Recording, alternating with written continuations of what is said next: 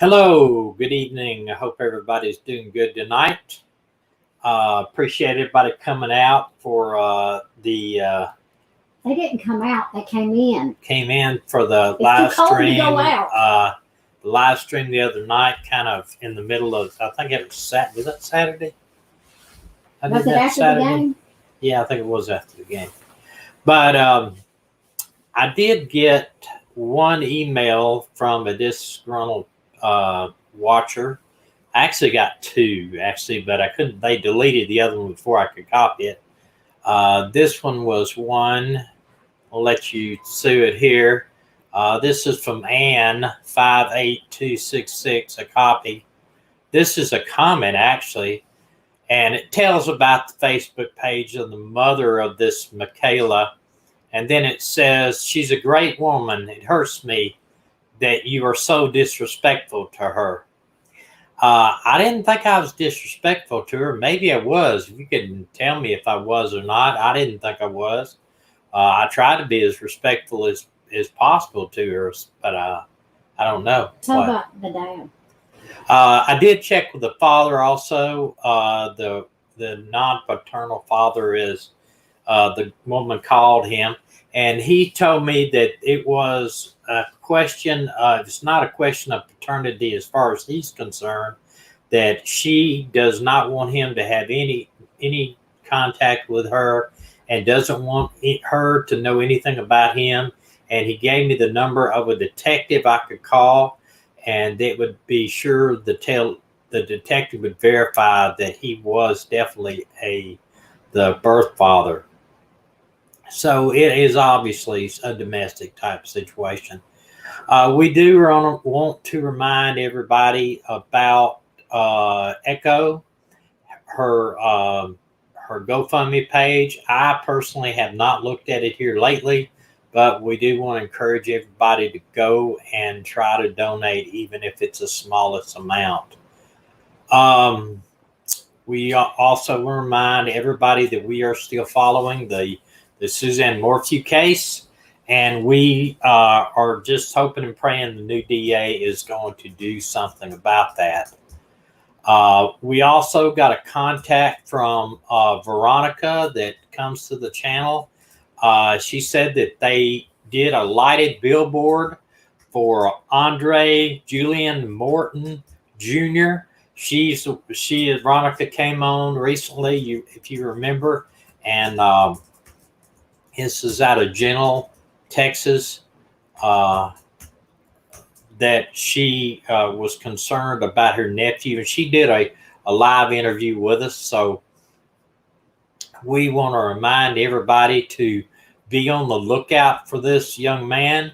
And here is a copy again of his Humble, Texas is where he was missing out of. And Veronica said, even though he has a lot of tattoos and he's not smiling there, he is not on drugs, he's not a gang member, he's just a nice looking young man that went missing, and now they can't find him. But if you remember that case, go back and look at it and see if you can be on the lookout for that kid down in Texas. Video and share Facebook pages. Share the video that night on your Facebook page. That would really help us as a live stream, and also possibly get him found out of Texas, because there's no evidence that any foul play. I mean, there's no evidence that anything's happened to him bad, other than the fact they haven't found him. Thanks to all of you that donated to any of the causes that we've got. We've highlighted any of the GoFundMe pages. Thank you for doing that. Yes, absolutely. Tonight we're going to talk about the Native Americans and also the indigenous people in Canada and in the United States. But before we go into that, I do want to remind everybody about this. There's a case I want to touch on first. This is Terrence Woods Jr.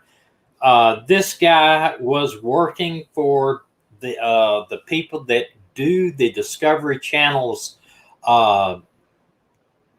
Lost Mine what is his name? It's a Gold Rush spinoff for the Lost Mines, where they do these. They hunt for the Lost Mine. I can't think of the name of the one I'm thinking about. I watch it all the time, but it's they do. It's the same company that does the docuseries Gold Rush and Whitewater, and Dave Curran, I think it is the Lost Mines they're doing. But they said this guy Terrence Woods Jr. was on location. Terrence Woods Jr. was on location with this British crew, and that he had actually told his dad he was coming home a little early. I think they were in Idaho, coming home a little early because he was not happy with the assignment. And they were on an assignment out there, and he was standing with his radio in his hand and near a bluff.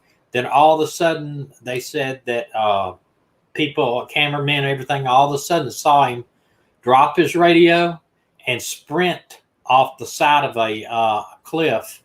Not really, it's not a vertical cliff, but it was a cliff that had a embankment where he could run down it. It wasn't easy, but they said he ran like a rabbit down the embankment. They were hollering at him to stop.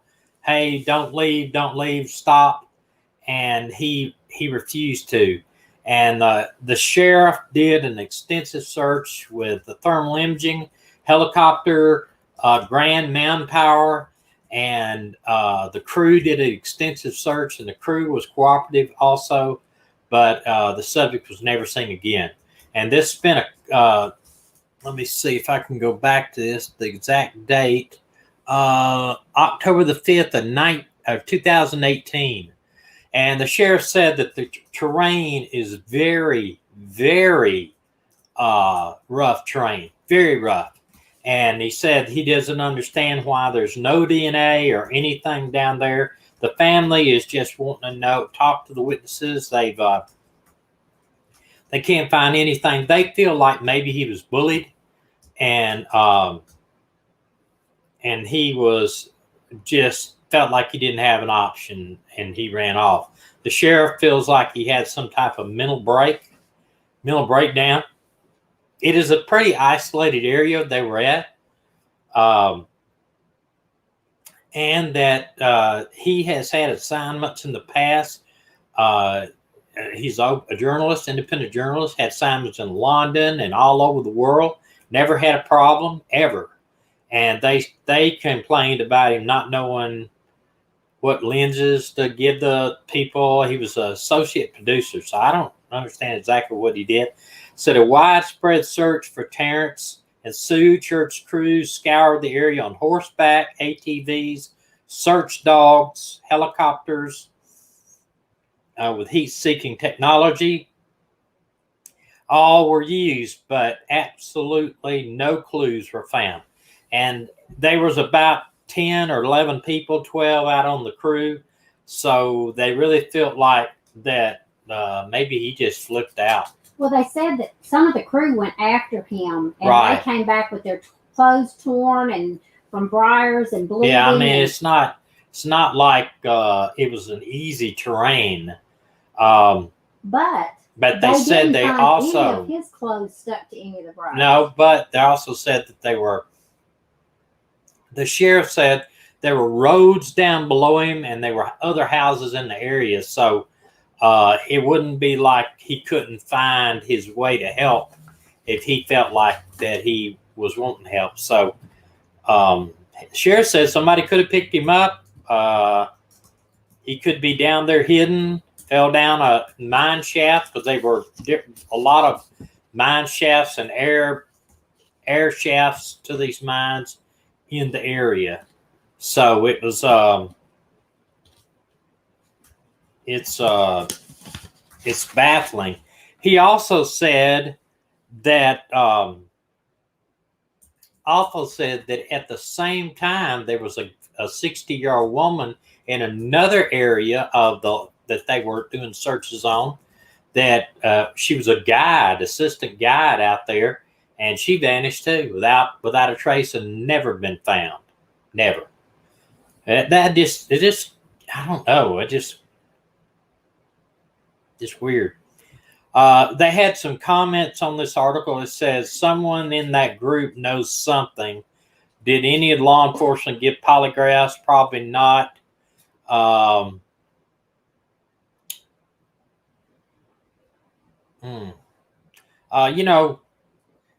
If there's 7 or 8, 9 people on this production crew filming around there, and then all of a sudden this guy drops his radio and down the mountain, I mean, they had a lot of witnesses to it. I mean, I can't see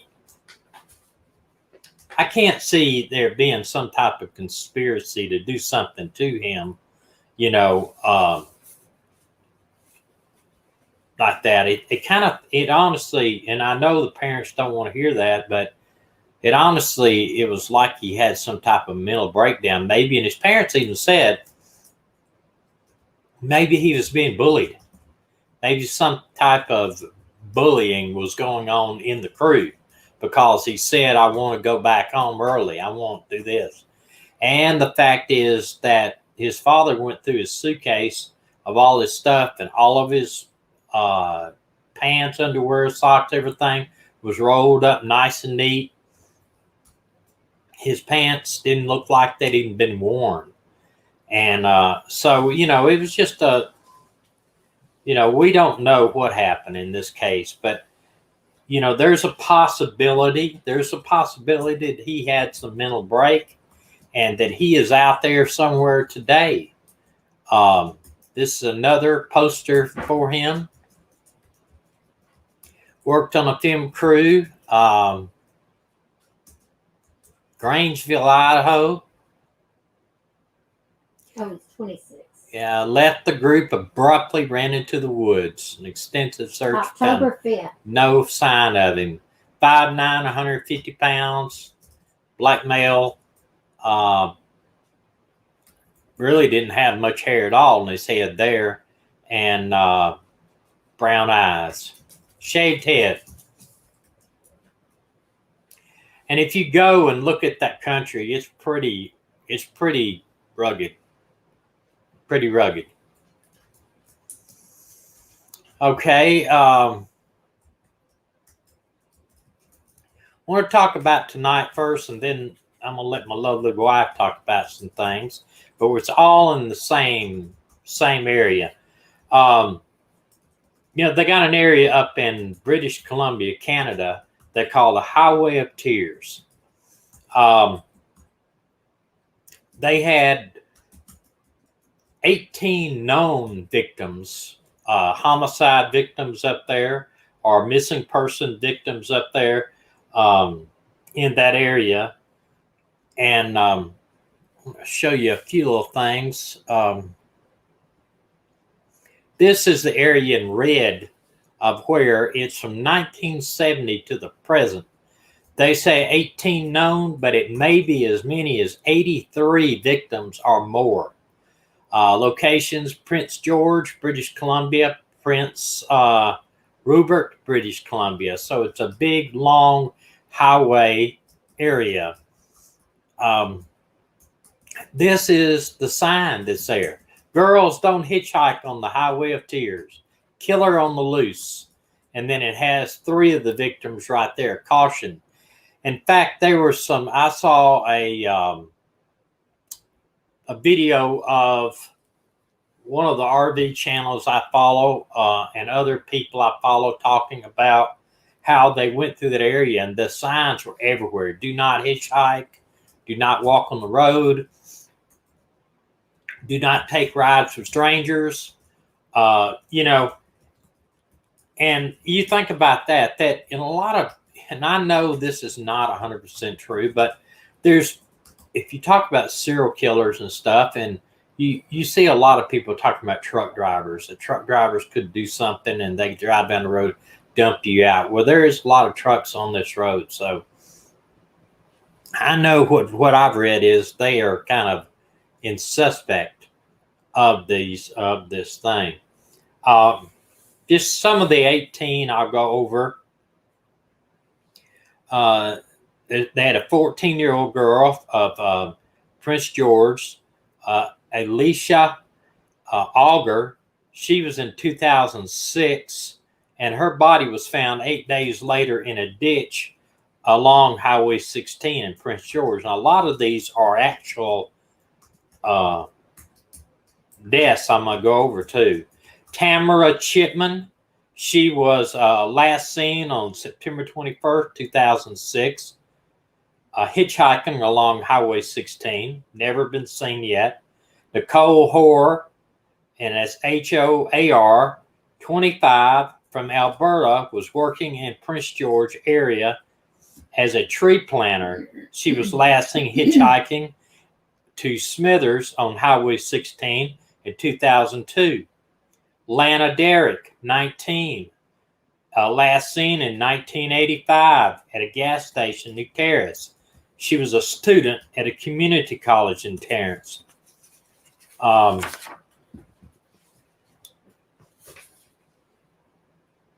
Alicia Germain, 15, St. George, was found murdered in 1984. Roseanne, and you know what are these kids doing if they're by themselves? I don't understand that. Roseanne, last name Thiara, 15, of Queensner, it's Queensner, I can't pronounce it, was found dead in 1994 on Highway 16 near Burns Lake. That's another one I don't understand. Why these kids been out? Are they runaways? Who are they?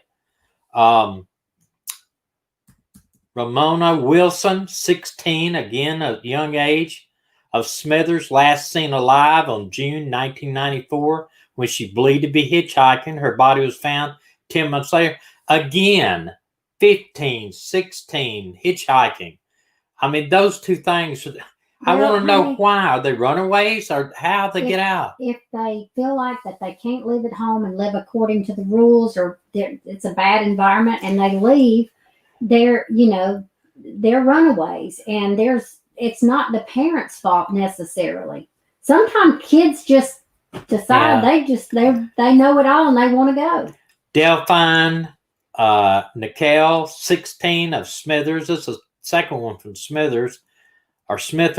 Hey. Was last seen on June 1990 when she was hitchhiking from Smithers to her home in Tequa. Now, that's again, I don't know. This is the 90s. Those hitchhiking may have been a little bit more prevalent then. Nellie says, when we were kids, we think we're eternal and we don't know danger. We do as young people. We think when mom and dad say, there's a bad guy out there and you got to be careful and all, kids think, that can't get me. Yeah. I'm smarter than that. Alberta Williams, 24, disappeared August 1989. Her body was found several weeks near Prince Rupert. Shelly Ann Bascu of Hinton, Alta, was last seen in 1983. Maureen Mosey of Kamloops was found dead in 1981. Monica Jack, 12, the youngest victim, was discovered in May 1978 while riding her bike near Merritt. Her remains were found in 1996. Monica Ignas, Ignas, 15, last seen alive 1974. Her remains were found 5 months later. Colleen Macmillan, 16, last seen alive 1974 when she left her family home in Lackla Hatch, BC, with a plan to hitchhike to visit a friend. Her remains were found the following month in October 2012, and announced DNA evidence led them to believe Bobby Jack Fowler, who died in Oregon jail in 2006, killed her. I wonder if he's responsible for any of the others. Stephanie asked, was the young girl ever found, the one whose stepfather was killing some or many of these ladies? I don't know. Pamela Darlington, 19, of Lamloose, was found murdered in a park, 1973. They say Bobby Jack Fowler was responsible for Darling's disappearance. Well, see, this may be the one you're talking about, this Bobby Jack Fowler, because he's believed in 2 deaths right there. It'd be interesting to know if he was linked or could possibly be linked, or if there's any DNA in the other one. You know, MH said that she used to walk to school when she was 9 at night and nothing happened to her. You know, I remember we walked to school every day from the time I was in kindergarten up until, until I started driving and I started taking my siblings to school. But we walked every day, and I don't ever remember being scared that somebody was going to pick me up. And you know, you always heard that. Even as a kid, I remember people saying, don't go, don't talk to strangers. How many years has that been?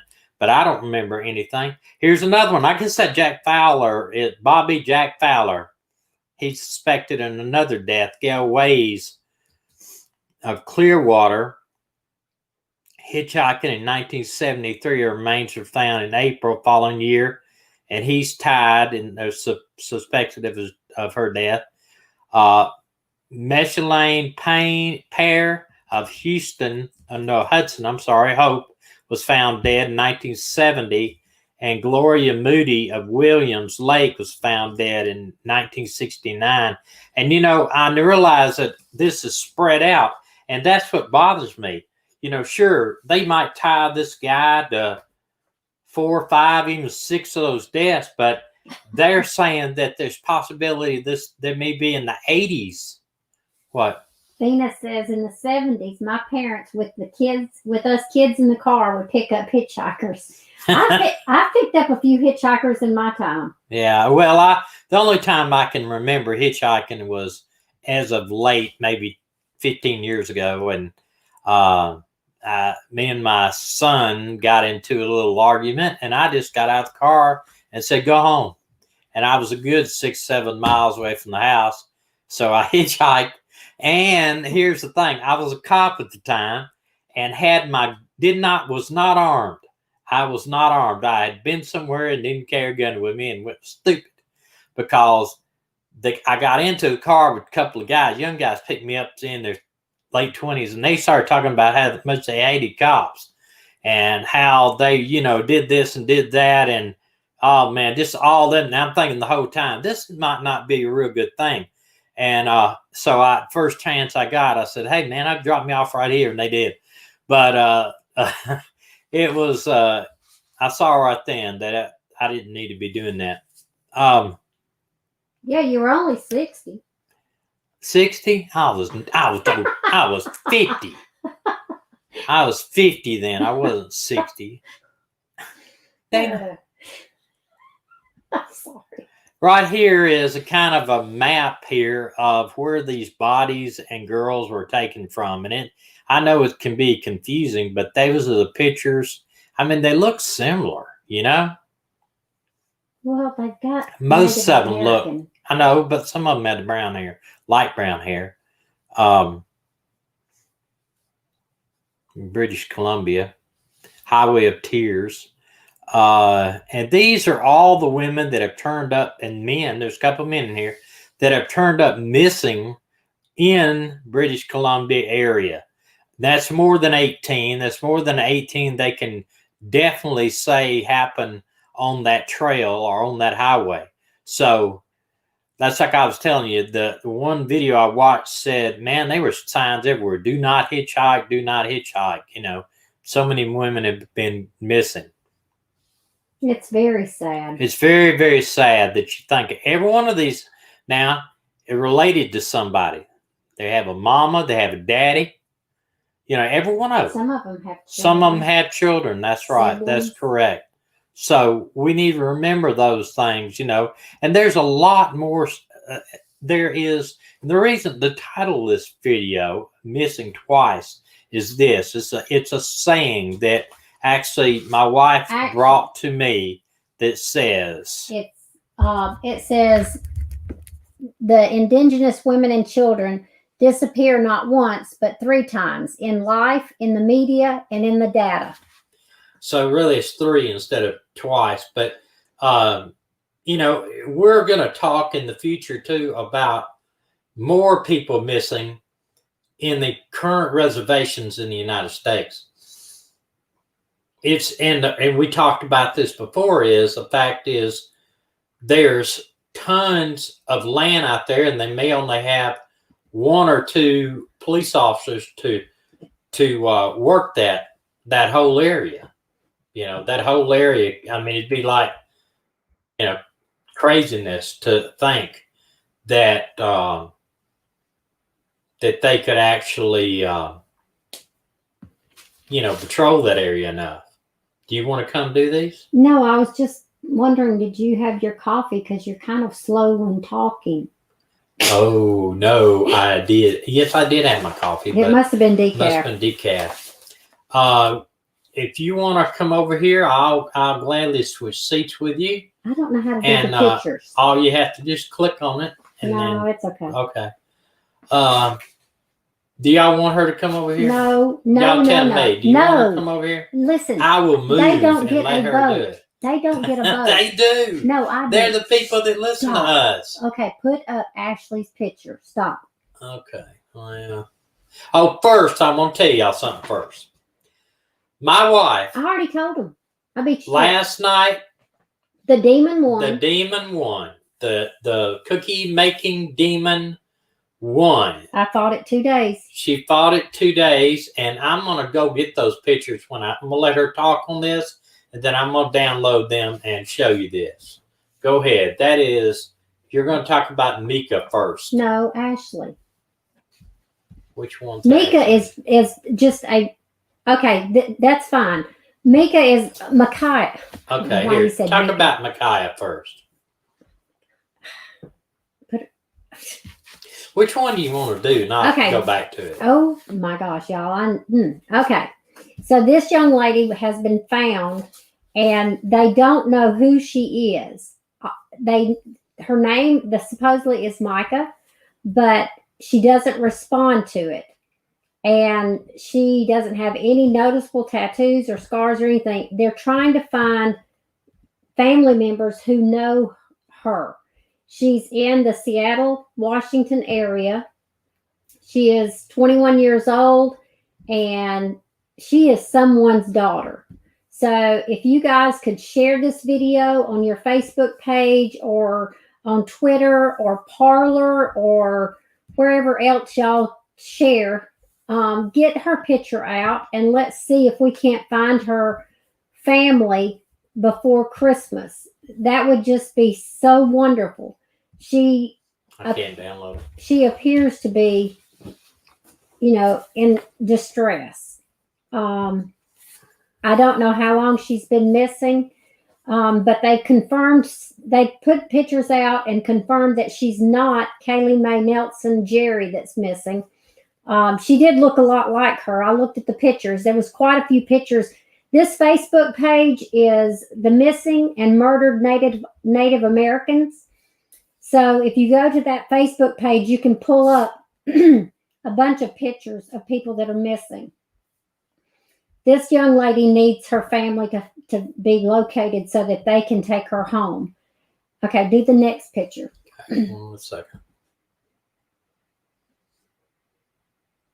Can y'all hear me okay? Because I'm on the other side. Yeah, Rowan, it could be amnesia. Okay, this is Ashley. Okay. I'm at Ashley's. Okay. Okay, this young lady went missing in June of 2017, and her older sister says she cannot stop looking for her. Her name is Ashley Heavy Runner Loring. She's a 20-year-old member of the Blackfeet Nation. She was last heard from on June 8, 2017, and since then, her older sister Kimberly has been looking for her. She's logged 40 searches with family, sometimes from Google Earth to guide her down closed roads. She's hiked mountains shouting her sister's name. That almost brings me to tears to imagine a sister going just down the mountains and trails and stuff and screaming her sister's name. I read somewhere that that's an Indian tradition. But I still, doesn't that, I mean, can you imagine being listening? Okay, so she hikes the mountain shouting her sister's her name. She trekked through the fields, gingerly stepping around snakes. She's trudged snow and rain and mud. She can't cover the entire 1.5 million acre reservation, an expanse larger than Delaware. I'm the older sister. I need to do this, says Kimberly, who's 24. I don't want to search until I'm 80, but if I have to, I will. Ashley's disappearance is one small chapter in an unsettling story of missing and murdered Native American women and girls. No one knows precisely how many there are because so many cases go unreported and others aren't documented thoroughly. And there isn't a specific government database for tracking these cases. Now, I think President Trump signed into law this past summer, the Savannah law, and we'll talk about that in just a minute. Anita Lechesi, a cartographer, a descendant of the Cheyenne, who's building a database of missing and murdered Indigenous women in U.S. and Canada, lists some 2,700 names so far. She's just started this. And Ashley's 700. Yeah, and her Ashley's family is not giving up. I think of this girl's talking, and she says, I can't think of a single person that I know who doesn't have some sort of experience, said Ivan McDonald, a member of the Blackfeet Nation, a filmmaker. These women aren't just statistics. They are grandmothers. They are moms, there's aunts, there's daughters, there's someone who was loved. They are someone who was loved and just didn't get justice that they so desperately need. So McDonald and his sister, Ivy, recently produced a documentary on a Native American woman in Montana women who vanished and were killed. One story that hits particularly close. Their 7-year-old cousin, Monica, disappeared from the reservation school in 1979. Her body was found frozen on a mountain 20 miles away, and no one has ever been arrested for her death. So they said, where do you go to file a missing person report? Do they go to the tribal police? Do they go to the FBI, the Bureau of Indian Affairs? There's no one place that they can go. Native American women have long been considered invisible and disposable in society, and those vulnerabilities attract predators. The attitude predominates throughout the reservation, where tribal police are frequently stretched thin and lack the training. And the families complain that officers don't take reports of missing women seriously. They say, well, she's probably out drinking or she's gone off with some man. Because they don't take it seriously, these women, sometimes they don't even hunt for them. Like one woman I was reading about, she went missing in July and they didn't even start hunting for her till December. The Savannah Act was the bill that President Trump signed into law. Savannah was a Native American woman, and her name is attached to the bill. Savannah LaFontaine Graywind, 22, was murdered in 2017 while 8 months pregnant. Her body was found in a river, wrapped in plastic and duct taped. A neighbor in Fargo, North Dakota, cut her baby from her womb. The baby survived and lives with her father. The neighbor who pleaded guilty was sentenced to life without parole, and her boyfriend's being tried this year. On some reservations, Native American women are murdered at a rate of more than 10 times the national average. More than half Alaskan Native and Native women have experienced sexual violence at some point, according to the U.S. Justice Department.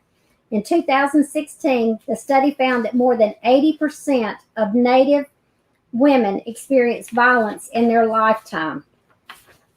Nearly 40 years has passed since that day in December when Monica, the 7-year-old I told you about, disappeared. Wells remembers every terrible moment. The police handing her Monica's boot after it was found by Hunter, and the silent scream in her head, "It's hers, it's hers." Her brother described the little girl's floating, coat flapping in the wind after her daughter's body was found frozen on the mountain. Monica is with the Lord, is what the pastor told her mother. Her father, Monica's father, is Kenny Still Smoking. The name, I guess he's still smoking. He goes to the grave every year, and he says, "I wish I want to sit." He says, "I wish I could know who the predator was, because I would want to sit with them and say, why did you choose my daughter?"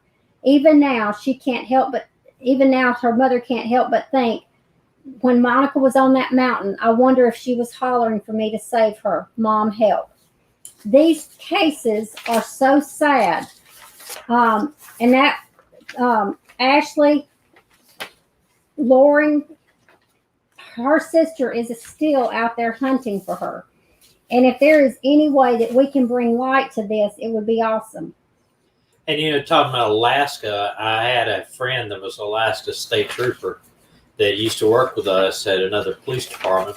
And, I was talking to him on the computer one night, and he, like I said before, he said he had a domestic call. And I said, "Okay, I'll let you go." He said, "I can't get there till tomorrow." I said, "What do you mean?" He said, "I got to take a plane out to the house tomorrow afternoon to find out what happened." Well, if this was a domestic, it's because his zone, him and one other guy on the Alaska State Troopers, his zone was the size of the state of Tennessee. So that shows you how stretched they are. They can't, it's remote villages, it'd be a plane flight. Just crazy.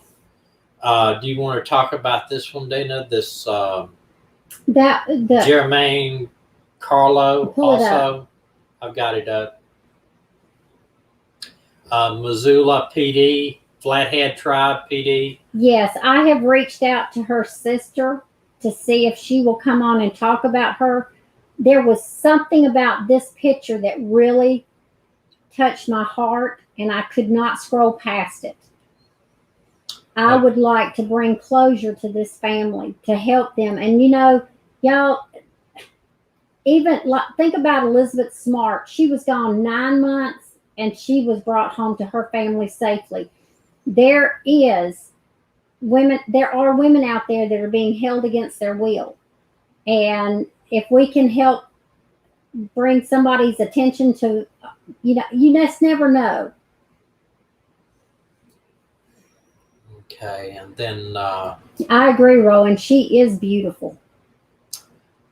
This one here, that was the other picture of that girl that you featured in the first one, Dana. That the one that I don't know, yeah, unidentified. This one, it says, "Are you unidentified? Are you looking for me? Unidentified." Yeah. And then here's a better picture of her. Y'all share this video, highlight the Native American, because if anybody in America has a right to complain about the way that they were treated, and I know that the African Americans were treated horrible, and I didn't have any part of that, but I know that that's happened in our country's past. But the American Indian, oh my gosh, I don't even know how we begin to pay them back. It says here under this with Micah, it says Micah. It says here, this young woman goes by the name of Micah. However, she doesn't respond when you call her name. She is 21 years old. She looks like she's 50 or older. Micah says she doesn't know where she's from or who her people are. As of 12/6/20, No, I don't know what that is. That is 12/6/20. Oh, Rowan, that's a great idea. District of Seattle. Do you recognize her? That Says I had multiple encounters in Seattle. I first met her 2 years ago before her condition deteriorated. do a What? DNA test. Yeah, that would help. Probably if her family, any of her family has had DNA. A lot. Okay, why does it not work with the natives, Melinda?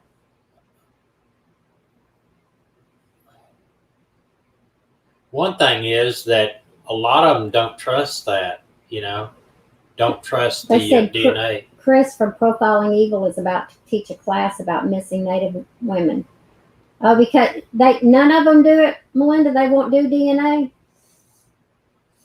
Because it would be great if they would. I'm sure they could find. Well, I believe here's the thing. I believe every family that has a missing person in their family should have their DNA done.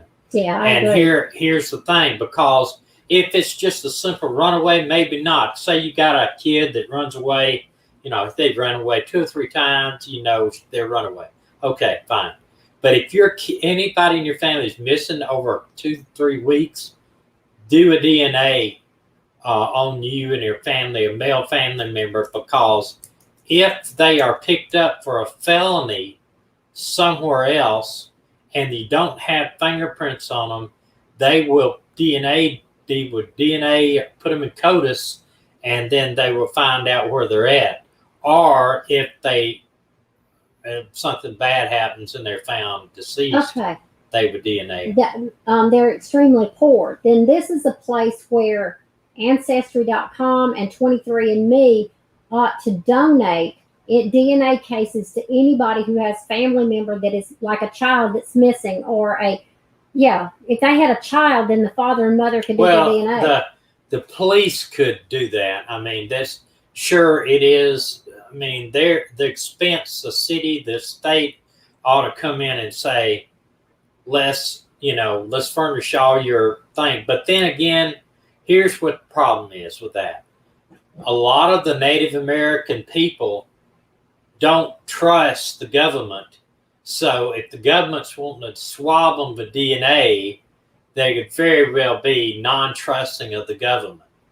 I mean, why would they trust the government? Well, I mean, I know a lot of people don't trust the government. Yeah. About a lot of things, from vaccines from across the computer. from across the computer. That's right. That would be great if they could do it, or at least even fingerprint. Get a fingerprint off of them.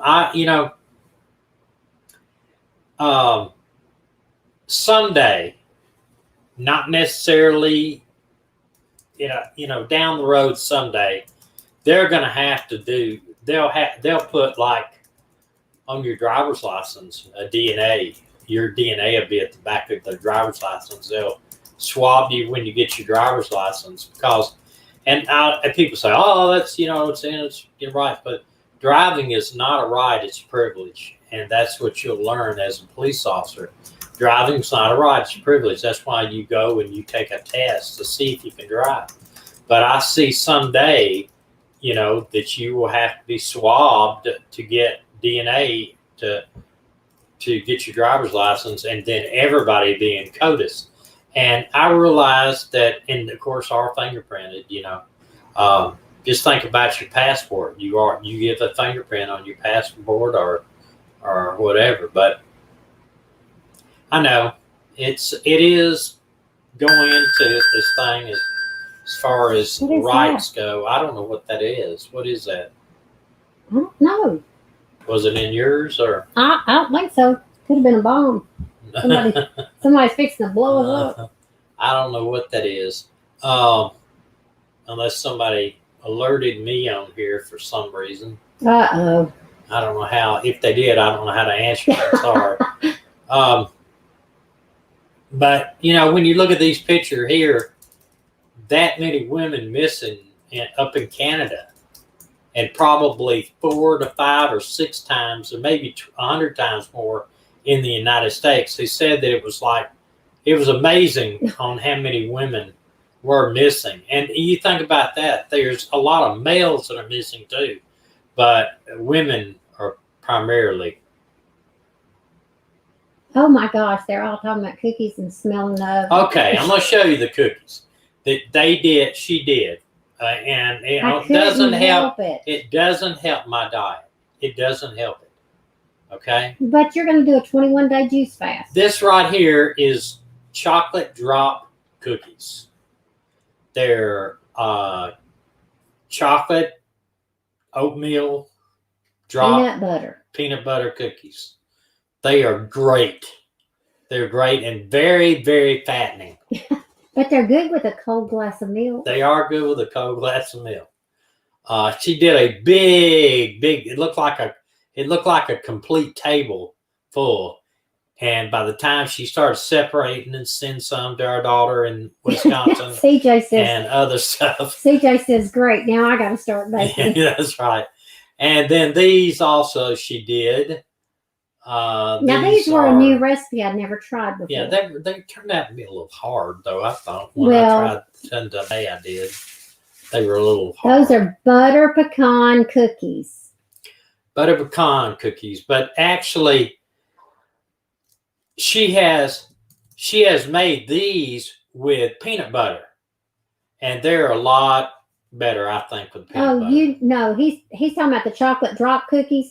Him and my daughter like those without the cocoa in it. They just like the straight peanut butter drop cookies. So if you haven't tried that, try it. They're very good. They're very good. Of course, you got to let them things cool to be. Yeah, CJ said that's what coffee's for. Coffee. Well, I actually had somebody come on, and I meant to copy it and didn't. And they said, go drink your coffee and feel good about what you're doing.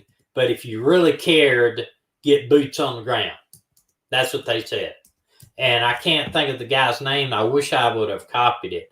But, if I could do boots on the ground right this second, I may do it. But can't do it right now. Right in the middle of selling our store. Hey, so it's Rebecca says, I have documents from the federal government saying that our tribe won't be moved out of Georgia. Well, 2 generations later, I have documents saying they must move out of Georgia. Trail of tears. Well, is there any way that any type of legislation could be, could you go back and maybe get an attorney and, follow that up or whatever? Now, you got people confused. Why? Because they think the butter pecan cookies have peanut butter in them. They don't. He was talking about the chocolate drop cookies. He likes them without cocoa. Right. Oh, yeah, banana nut bread. Somebody's been somebody talking about your documentation right there, Rebecca. I wonder if you could bring that, to your senator or whatever and say, hey, what's up with this? Well, when was this? When were these papers drawn up? Right. We're not your documentation from the federal government saying your tribe won't be moved from Georgia. So when was that? What year? Rebecca, can you tell me?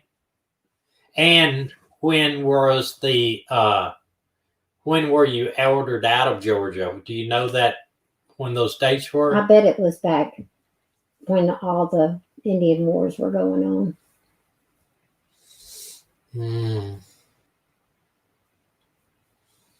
What? And I don't know if it's nationwide, but in Alabama we can't pick up arrowheads anymore. Yeah, you're in Alabama. They have, where it used to be, even when I was growing up, you would go out with these rock hunters. You go out on the banks of the Tennessee River, and after they plowed the bank, they plowed those plowed fields, they would walk them and pick up arrowheads. And now you cannot go out there. You can go on somebody's land, say the farmer's land. He can give you permission to go out there and walk around and get things on his land, but you can't do it within a certain amount of feet of the river because it's considered federal land. You can't even pick up driftwood anymore or anything out there. We used to go and pick up old bottles. We'd find old bottles that belonged in saloon bottles. You know, they were the old whiskey bottles or driftwood on the side or that had drifted up there, but can't do it. If you find an arrowhead, you're supposed to take a picture of it, get your Latin long coordinates, and then turn them into the Department of Natural Resources. If you pick it up and one of these guys are out there waiting for people that does that and sees you, you go to jail. Not just write you a ticket, you actually go to jail. And you could lose your truck you're driving up in, everything. I mean, these people are serious about that stuff. What if you drove up in a car? Could you lose that too? Yes. Okay. You just thinking truck. You got truck on the brain. Okay, somebody getting on me here a little bit. My own wife. What'd I say? Fighting over peanut butter. Well, when you and I used to have arguments. Yeah, when we used to have disagreements and arguments in our younger days, we'd start out fighting about one thing and end up fighting over peanut butter. Mm-hmm. Yeah, can't hunt arrowheads anywhere in Alabama. I don't know what it is. I think that's a federal law. Yeah, it must be. And they can't pick up Civil War items either. Yeah, hey, you can't. A lot of that stuff. Did y'all hear the story about the couple in California that had owned a farm for 15 years? They'd owned this land for 15 years. And they were out walking one day with their dog. And their dog went over there and started digging in the dirt and pulled up a bag. And on it, it said Wells Fargo. Wells Fargo. Inside of it was gold bars, and it was about $13 million worth of gold bars. Well, they notified the news media about what their dog had found. They were so excited. This was a Wells Fargo stagecoach robbery in the 1800s. Wells Fargo came out and got their gold bars back and gave them $1,500 finding fee. Yeah, and you know, when I was in law school, we learned about treasure troves, you know, what they call treasure trove. And one, under common law, if somebody's walking across your property and trips over and falls down, and then he goes back where he tripped and there's a gold bar sticking out of the ground, that's his. If it's dug up, it's his. It's not yours, even though it's on your property. At least that's what I interpreted from we were talking about. It really just made no sense to me. But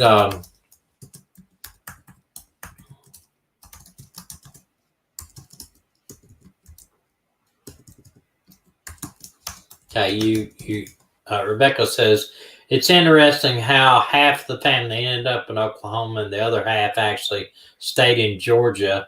They did not sign any roll and claim white. That is interesting. Rebecca, did you happen to try to do any DNA on your family? I know that my wife actually did DNA on her family, and she was disappointed she didn't have any Indian in her because didn't you used to see a picture of when I was growing up in my grandmother's house, there was a picture of my great granddaddy with his wife, and my grandmother had always told me that she was an American Indian. I don't know if she was Cherokee. I don't remember that part, but she was Indian.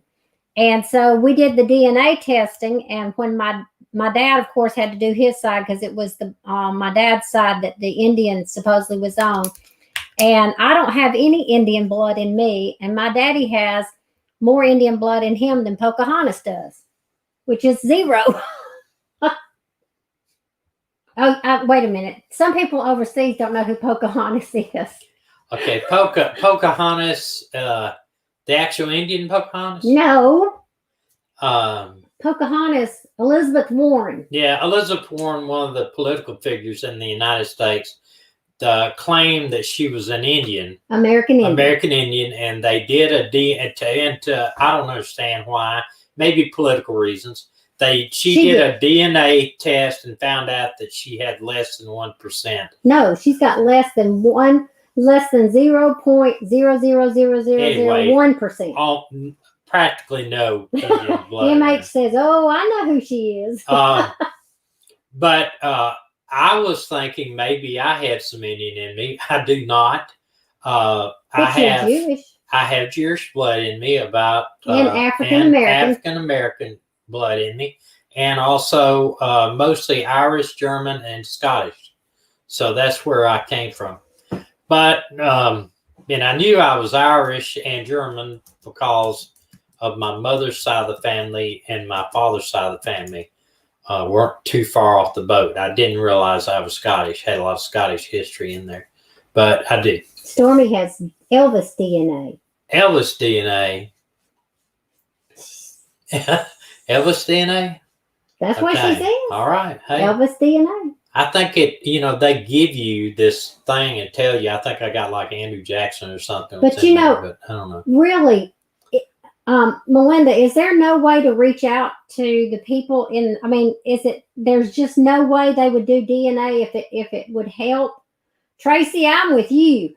If it would help to find their loved ones, that they would do DNA? I don't think they trust the government, though. And I don't think the government, first off, I don't think the government is... They don't trust the government because look how much the government has lied to them. And the fact is, to get a DNA test,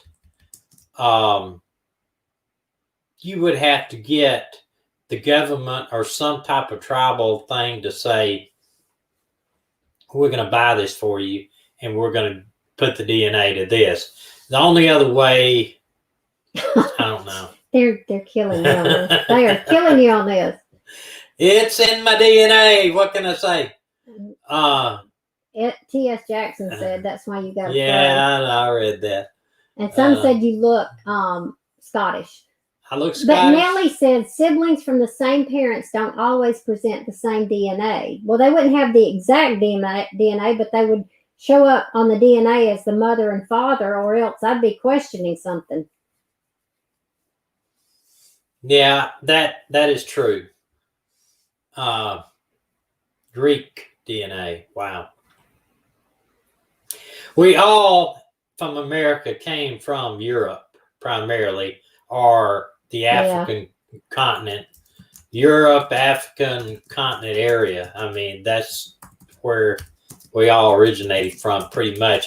Unless you came from the islands out to the in the Pacific Islander that had moved over here.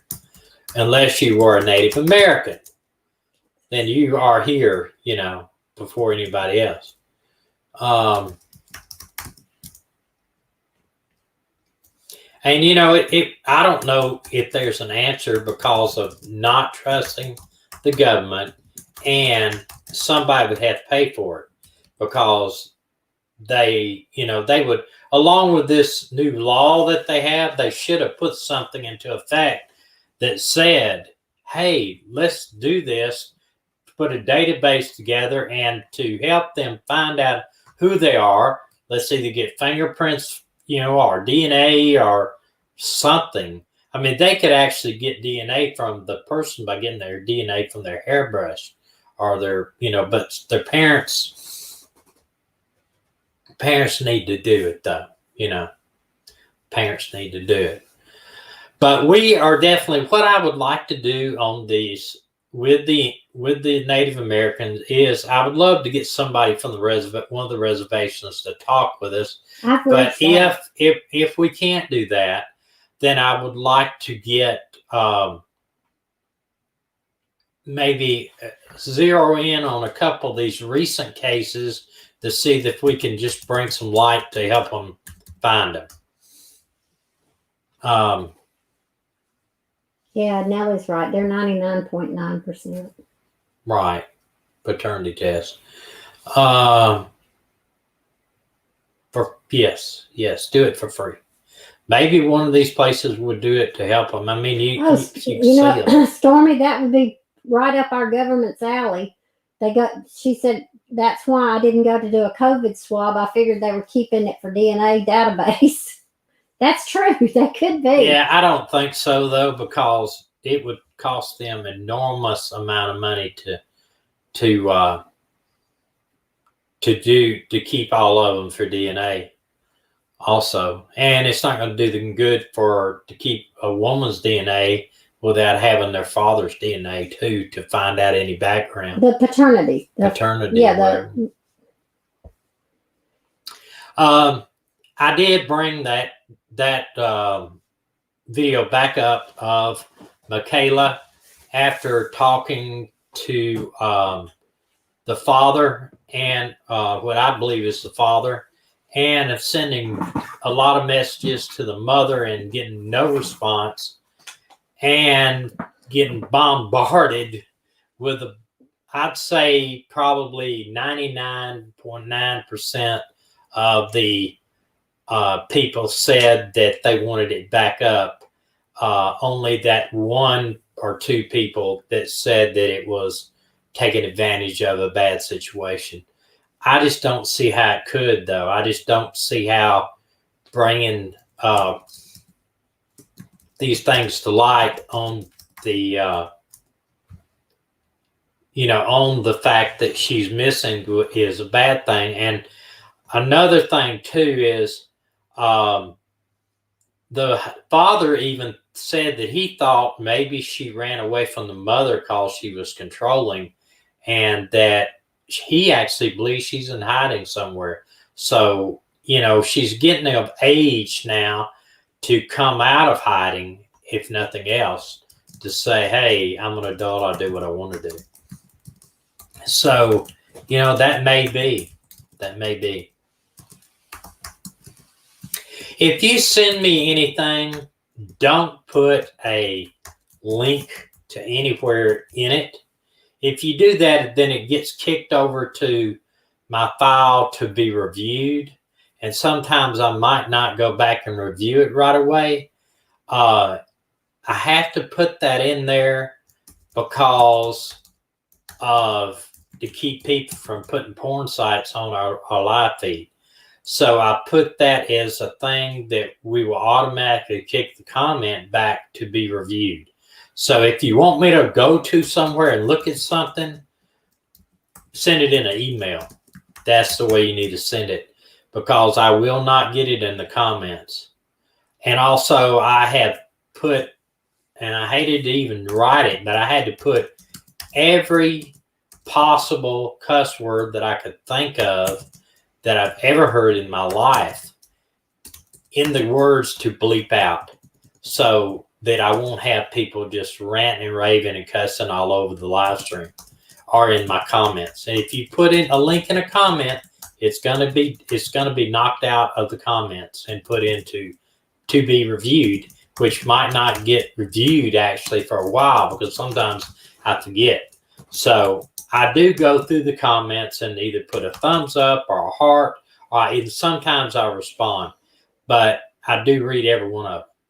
But I sometimes do not read the ones that have been kicked out because you put a link in there. But if you want me to look at a link, go to and email it to me. One is my email's got a spam on it, which will catch any virus that you send over to me.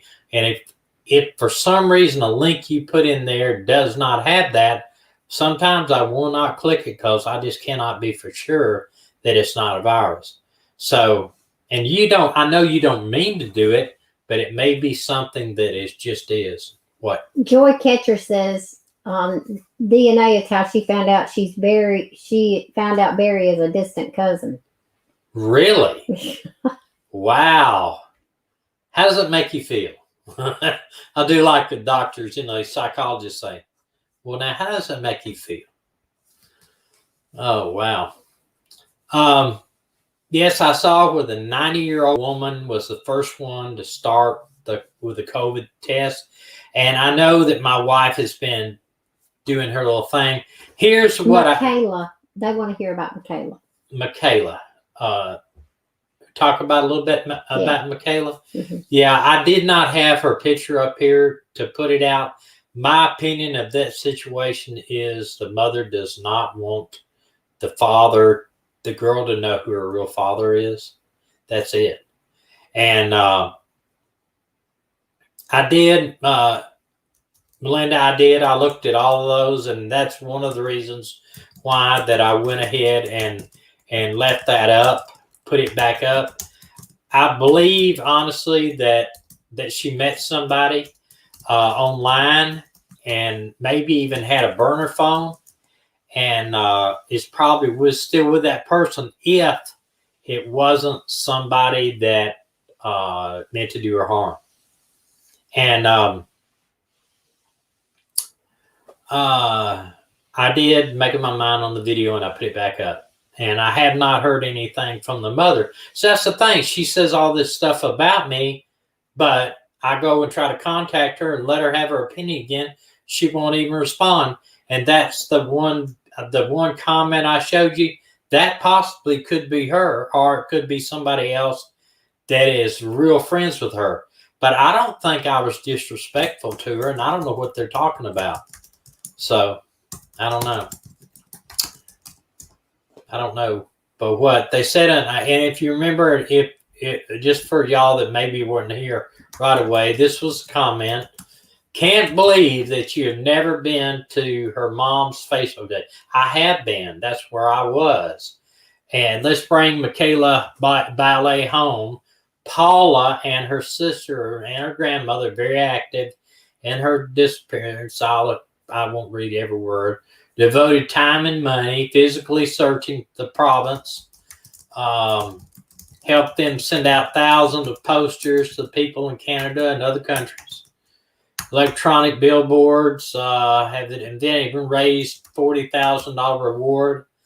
Her mother's a great woman. It hurts that you are so disrespectful to her.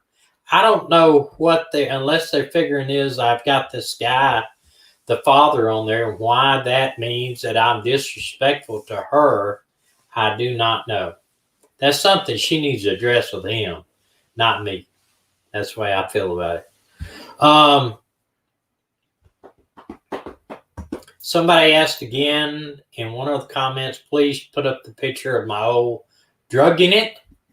So that is us again with the fro and my partner to the left of us there, my redheaded, and my other partner. Both those guys were my partners. The one in the middle was my last partner, and he is now a criminal defense attorney. I just noticed you and Robert had on the same shirt that day. Nearly. We did have nearly the same shirt. I think it is the same shirt. No, not quite. But look at the plaids. It's close. And then Dennis has got one on too. It's close. Man. It's close.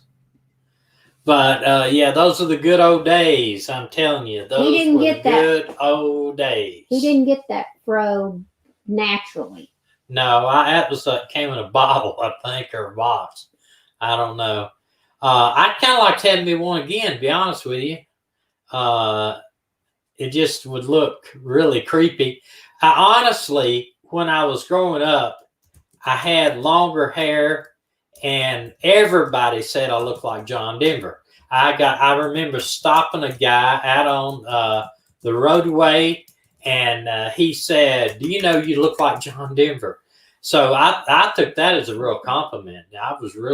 I really liked that because John Denver was one of my favorite singers. But so it would have been nice to have John Denver's money too. That would have been it. Remember him. We do want to share him. Go over to his poster page. Put it on your. Melinda said, "Did he get a ticket?" Probably his email not. Or something. I don't remember. Probably not though. I wasn't in patrol very long in this city. It was a city of about 400 officers. I broke my wrist off duty and happened to be at the right place on light duty at the right time and got put in investigations, helping them out, investigate officer applicants that were trying to get hired. And from there, the lieutenant really liked me and asked me where I wanted to go. And I told him I wanted to go to narcotics. And 2 weeks later, I was there. And from there, I went to an organized crime bureau or task force and got to work a lot of different assignments. And undercover for a long time, too. So I really enjoyed that. Let me see, something else I wanted to put up here. Oh, I want to remind everybody about this gentleman. My feelings is he may be out there. And you know what? A lot of shame might be that he ran off from a great job, too. He may have had some type of breakdown, and he may just actually ran off and is ashamed to, whatever. He was real close to his parents. Real close. I'm sorry. I wasn't laughing at that. So I don't know if that would be a total believable story.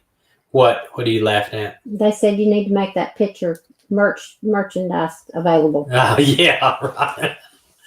That would be nice. Also, we want to remember again, Suzanne Morphew, she is missing still, and we ought to always keep her family in our prayers. And the firefighter. And Michael Chambers, which I apologize, I do not have his photo readily available. And all the others. We are definitely staying with that. I would really love to get Michael Chambers' wife, Becca, on the program. I doubt very seriously she would come. But hey, I'll give her a call. If you can, Melinda, if you can find out that number for me, I will call her and try to find out. Or maybe a Facebook page and send her a message. That would let her have time to think about it. Okay, we are going to try to get Anthony to come back tomorrow night. Or Tony, rather. I used to call him Anthony a long time ago. I probably need to stop doing that. You don't know who I'm talking about. I'm going to try to get Tony to come back on with me tomorrow night. We're going to talk about something. And or if he is available to do it. He is teaching this week paramedic classes, and I know they have some tests coming up this week, so he may not be able to be here. But I know you like him. I know you like hearing from him, and I do too. And I tried to get another officer friend of mine online too, but he's been real busy. He's not been able to do it either. But got some things coming up in the next month here that I would like to get on. One is I'd love to get on a DA that is in the next county over for me. She is very smart lady, and she is very involved in sexual predators with the Snapchat and all these other type of things. She's done a lot of stuff, and she's done some videos out of her home, so that might be something that I can get her to come online and try to explain to you what's involved in the legal process of it. That'd be really something to have her on. I'm going to try to get a hold of her and send her a message and see if she might want to come online. Also, big news. We are close to getting 5,000 subscribers. We're like at 41, 42. Oh. We're headed towards 5,000. I'm not giving up. I really would love to have 5,000 by the end of the year. Possible? Yes. If you share the video, share the channel. Remember, if we hit 10,000, you're shaving your head on camera. 10,000, I'll shave my head on camera? That's what you said. Did I say that? I thought I said a mohawk. No. Well, you did, but I said no. Well, I don't know. We'll see. Might even shave my mustache for that. I've had this mustache for 20-something years. I shave it every once in a while, but I've had it for 20-something years, so she doesn't want me to. Baby, huh? It's been 40 years. 40 years? Jeez. Okay, well, I've had my mustache for 40 years, gosh. okay? I lose track of time. All right. You lose track of your socks. I've had it for 40 years or more, so does that tell you anything? It tells them you're close to 70. No, I am not. I'm not close to 70. You're really close. I'm closer to 60 than I am to 70. a whole lot closer. No, Rowan, we're not at 5,000 yet. No, we're like at 42. If you'll share, if everybody on here would share this with 10 people to get 10 people to subscribe, just 10, I would be up there close to being close to it. I remember that one time that when I was like in the September there, when I wanted to get 1,000 subs, and within 3 days, I had another 1,000 subs. I had 1,500. I was like 400 something.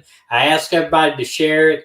Within 3 days, I had over 1,500. So I know it's possible, you know, but we're hoping for it anyway. As close as I could get to 5,000, the better. Okay. It's just a lot more people that would see these people we're featuring. LS says, lots of times the kids live on reservations and are very poor and can't afford to get to the city. Therefore, they take an option to hitchhike.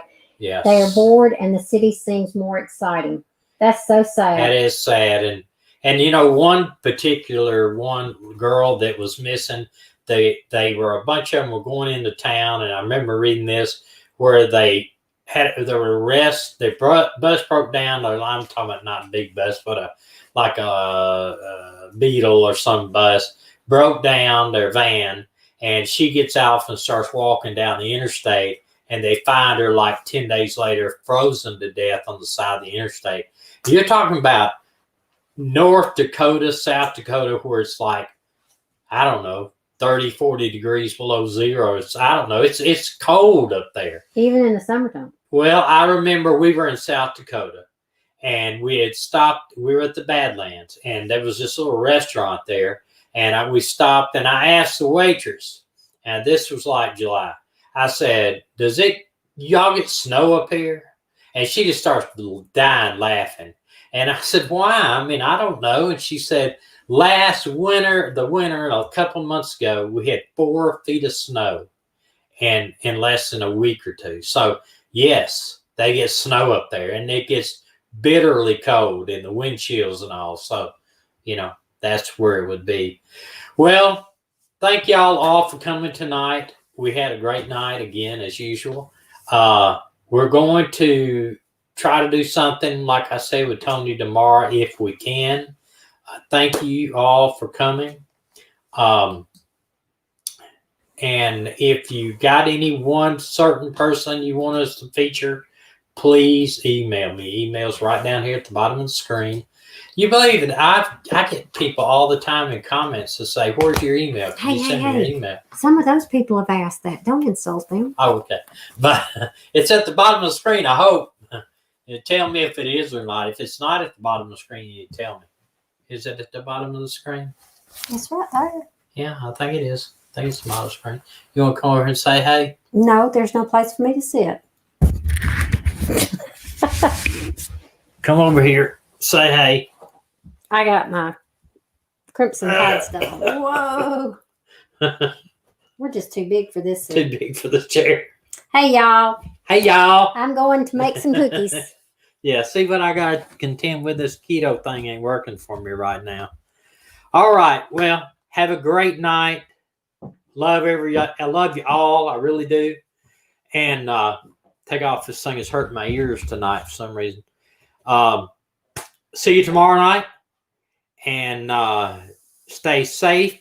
And give me a shout on the email if you got a comment, leave it. And I agree with you, CJ. She's always very pretty. And I will see you tomorrow night. And I'm still going to lead. I'm going to actually lead out of here with with my dogs. In the South, we spell dog, D-A-W-G. I just want to tell you. All right. All right. See where you at. Okay. See y'all tomorrow night. Good night. Ready? Dead dog. Dead. Bang. Dead dog. Lay down. Down. Down. Dead. Dead dogs have their head down. Dead. Put your head down. Wait a minute. Look at that dead dog. Woo! Hey! I'll put it down. Okay, yes, we got excited. Maggie, now you're going to quit, aren't you? Because I turned the camera off. You talking to me? What? You got your grin on. Are you talking to me? Inside voice. Oh, that's not an inside voice. What? Careful. You talking to me? That's good. Hey. Okay, that is good. Hey, you're using your inside voice. Inside voice. Oh, you better be careful. What do you want? Huh? Inside voice. That's cat food. You can't have cat food. All day long you wanted that cat food. Maggie, listen to me. You cannot have the cat food. Do you know it? Hey, inside voice.